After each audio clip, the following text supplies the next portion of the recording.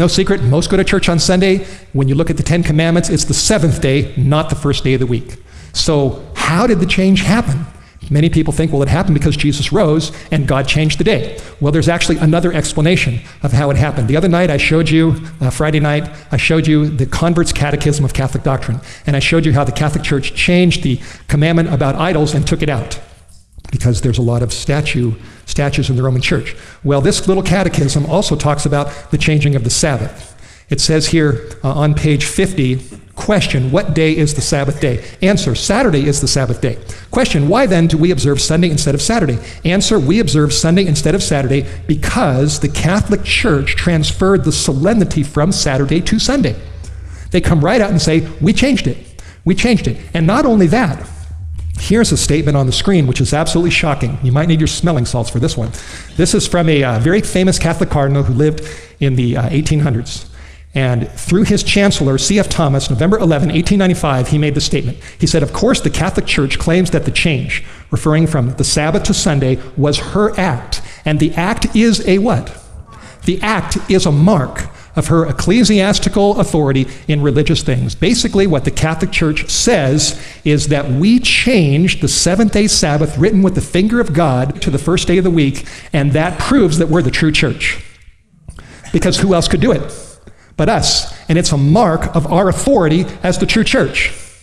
Now, my response is, it's not a sign that you're the true church. It's a sign that you are fulfilling Bible prophecy and that you have done exactly what prophecy predicts that you would do. Rome claims that Sunday is its mark of authority. Now, when you look at Revelation chapter 13, verses 16 and 17, which we briefly looked at in the last meeting on the second beast, Revelation 13, 16, and 17 tells us clearly that the mark of the beast is going to eventually be enforced by law. It says that nobody will be able to buy or sell unless he goes along with the mark in the forehead or in the hand, right? That's what the Bible says. Now, if what I'm telling you is, if it's God's truth, what I'm saying to you right now, that the seventh day is really Saturday, and the change to Sunday really was spearheaded by the Roman Catholic Church, that Rome changed the day, and Rome claims it as a mark of her authority. If Sunday will become the mark of the beast when it is enforced by law, if this is all true, and let me clarify, I don't believe anybody has the mark right now. I don't believe anybody's got it. But when it's enforced by law, and then people have to have a chance to make a choice, people that make the wrong choice, then God looks at them and says, he knows that they have the mark of Rome, the mark of Rome. And if what I'm telling you is true, then that means that one of these days, we are going to move into a time where Sunday is actually legislated.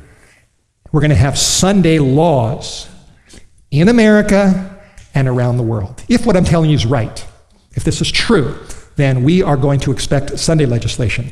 Now, is this even remotely possible? I mean, hey, we live in America. We live in the land of the free, in the home of the brave. Is this possible that Sunday could ever be enforced by law?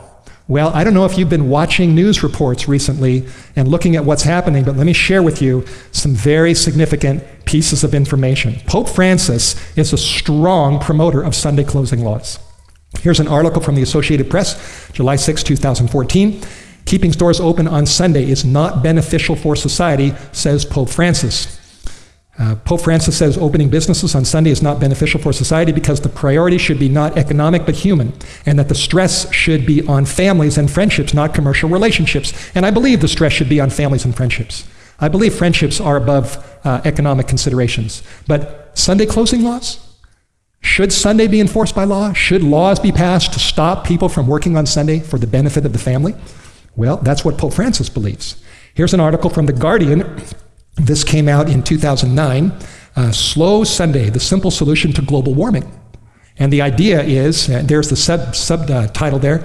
It says, using Sunday as a day of rest and renewal would be good for our personal health as well as the health of the planet. And the idea is, you've heard of climate change, you've heard of global warming. We're heading into a time where there's a lot of disasters that are happening in this world, which people are interpreting to be the result of climate change, and they're interpreting that to be the result of man-made pollution going up into the environment, causing the atmosphere to warm and affecting the wind patterns and the weather and creating more disasters. And the idea here is that if the whole world were to just keep Sunday, and if we didn't work on Sunday, there'd be a lot less cars on the road, a lot less pollution coming out of vehicles. This would affect global warming, and it would be good for the planet, it would be good for the environment, it would be good for families, it would be good for you. That's the argument that The Guardian puts forth about Sunday. Here's another one, Fox News, headline, "Let's make Sunday a day of rest for God's sake." Here's another one, CNN. This came out March 27, 2015. A senator, "Church attendance should be mandatory." This was the headline on CNN. So I didn't make this up.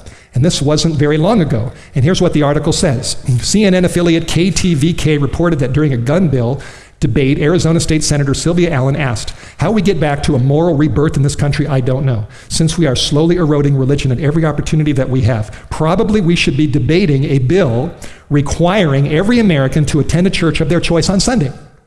Now, I look at that and my head spins. I think, how's that religious freedom? I mean, she says that she talks about going to a church of your choice, so that's religious freedom, but then she says we should have a law enforcing Sunday, requiring people to go to a church of their choice. That's a strange mixture of religious freedom and force. And she said that, and this was reported in CNN. The Lord's Day Alliance is an organization that's been around since 1888, and they are strong promoters of Sunday and Sunday legislation. And this article came out April 28, 2015 from the Lord's Day Alliance of the United States. And the title there is, to me, I just saw this very significant, "Sunday as a Mark of Christian Unity." Look at the terminology that's being used by the Lord's Day Alliance. A lot of people think Sunday's the Lord's Day, but that's not in the Bible. Jesus said the Son of Man is Lord of the Sabbath day. You'll never find a verse anywhere where Jesus says Sunday is his day. It's not there. It's not in the Bible. This is a Roman Catholic tradition that people have accepted without really thinking about it and looking at the Bible to see what the Bible actually says. Now, here is a picture of Pope Francis's encyclical, which I talked about in the last meeting. There it is right there, Laudato Si, which is a Latin phrase, and it's his encyclical on the environment and climate change. And I do believe that the systems of the environment are disintegrating, but I don't believe it's because of man-made pollution. I believe it's because of sin. Because sin is running havoc in this planet, just like it was sin, and eventually God sent the flood. The flood didn't come because there were too many cars that were sending up pollution. It was because of sin that God sent his judgments. And there's a lot of things happening in this world.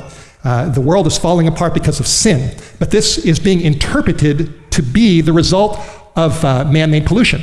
And so Pope Francis in his encyclical offers suggestions to the whole world as to how we can all come together and solve this problem.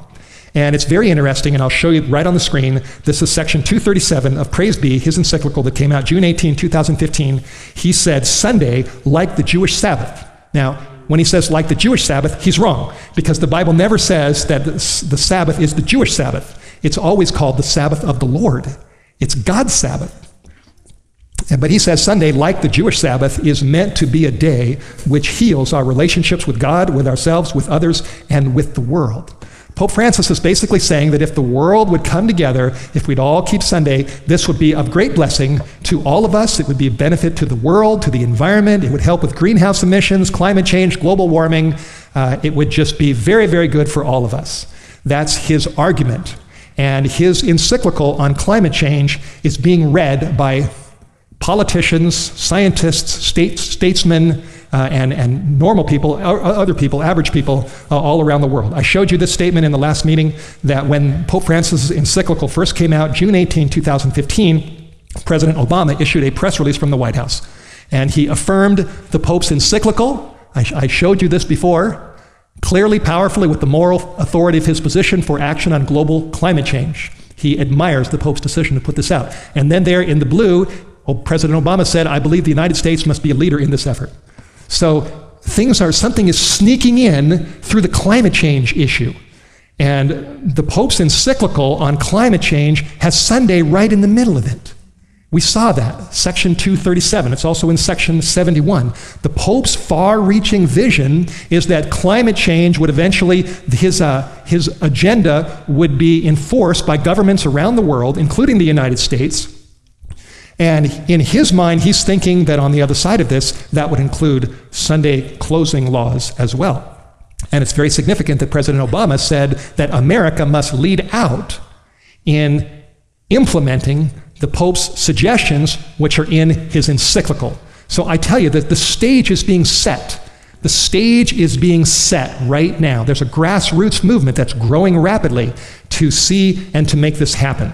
Now, here's a picture of Pope Francis speaking before Congress, September 24, 2015, last year. He gave this monumental speech before a joint session of Congress. The whole world was watching. The news, this was the major media coverage of the moment. And I've read the entire speech. And in that speech, Pope Francis referred 9 times to his encyclical. And now he's talking to the legislators of the nation. And he's referring to his encyclical 9 times. It shows you in his mind where he wants America to go. That's very, very clear. And here's one of the statements. He also referred 6 times in his encyclical, 6 times, to the importance of America and all of us moving together toward the common good.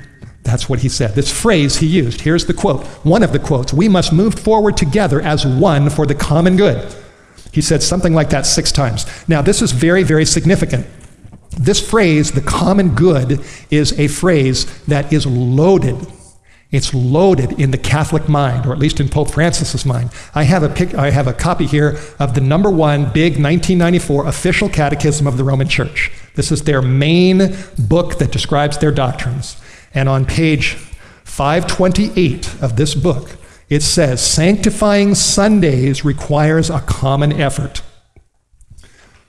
In respecting religious liberty and the common good of all, Christians should seek recognition of Sundays as legal holidays.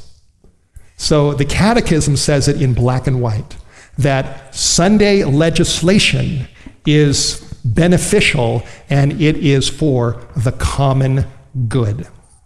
So I tell you, what he's saying here, and I would imagine most of the senators and the congressmen and the media and the public that listened to this speech, they had no idea. They don't know where the Roman Church wants to lead this world, because the Roman Church knows that if they can convince people during a time of crisis to help solve climate change, so there'll be less fires, less floods, less disasters, less hurricanes, if they can connect all of these things to climate change and connect this to Sunday and what's good for the planet, they know that eventually they can get the whole world going along with Sunday, which will essentially mean that the world is acknowledging the authority of the Roman Church. That's where they're going with this.